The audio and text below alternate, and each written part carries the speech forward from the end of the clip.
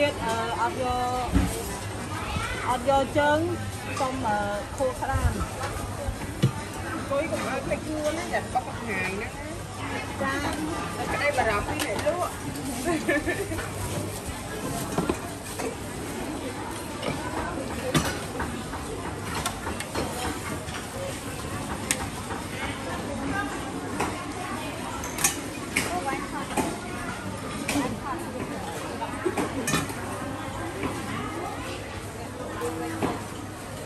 ôi tôi thích camera đấy ông nhông bé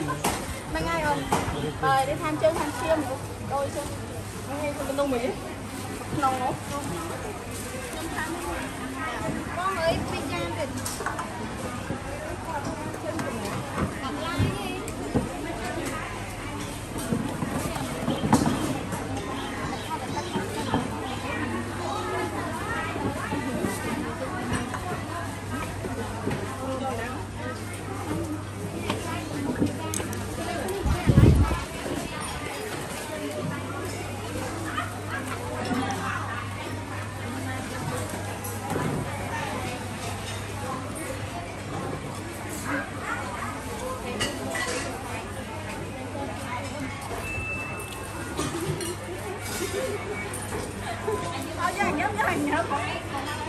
nhắm bên sau nó đây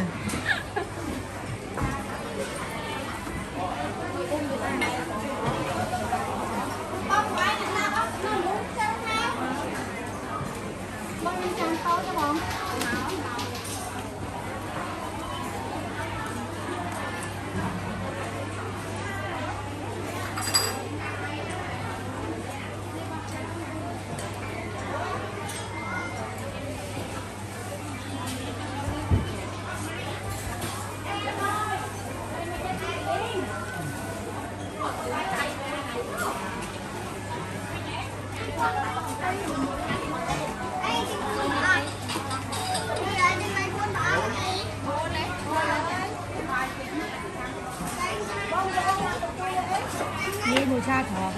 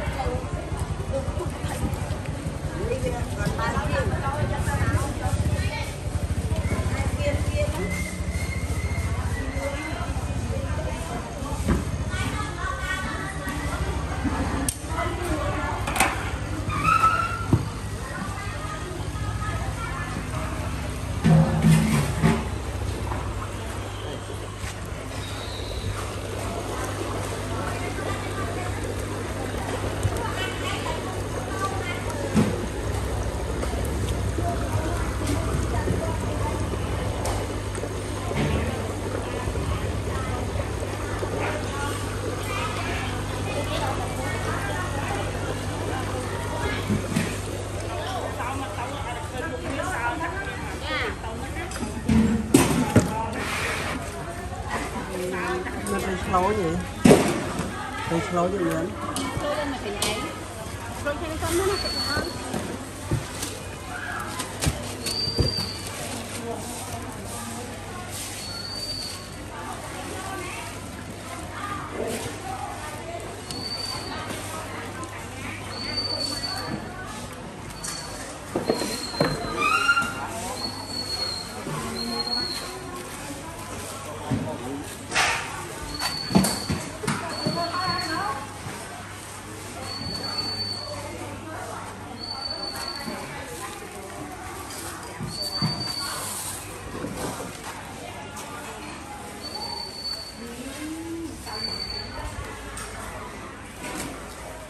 nên đi slow ra trang ơi hả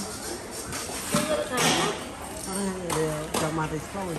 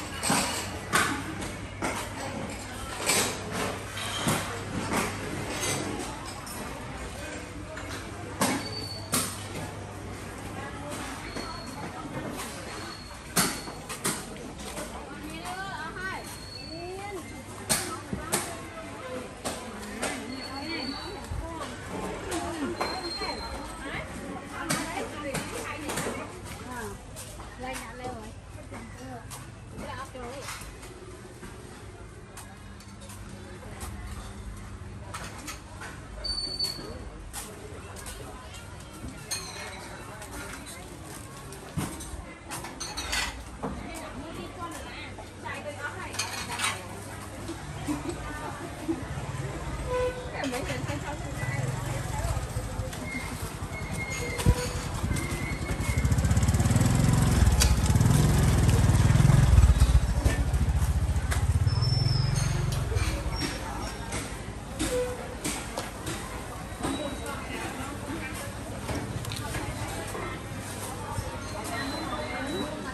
Trắng lát á.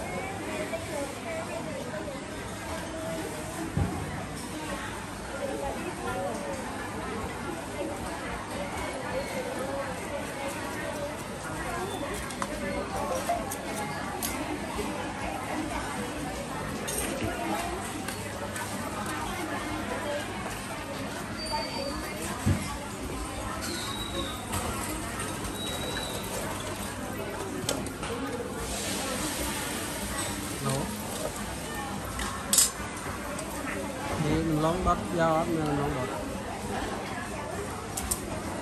thì ngon lớn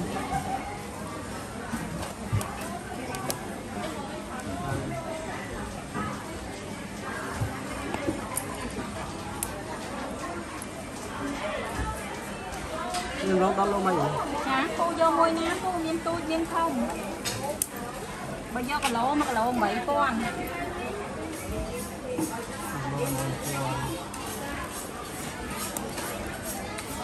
bây giờ mơ mình cái tam mùi giờ ấy của ba này nghe cô này muối giờ cái lỗ nữa coi giờ đi này lóng ba man thái hấp đừng bà không chất pi bay hay chân á bà tối buôn thẻm hay chân bà ăn là smooth rồi con phố đấy mà cái con ấy con ăn này mà toàn chị ăn rồi chị ăn nhưng lợn lá ngay nhưng mà tôi spot đi bay này nó bay mơ không nâng à vâng con ăn lăng này lăng các bạn cái nhưng cô hai tập lắm tôi giận này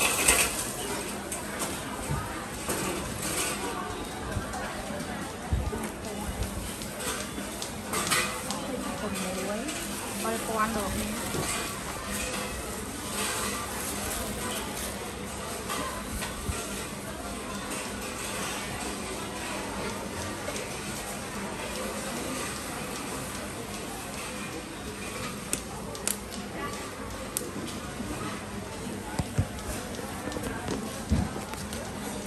Mm-hmm.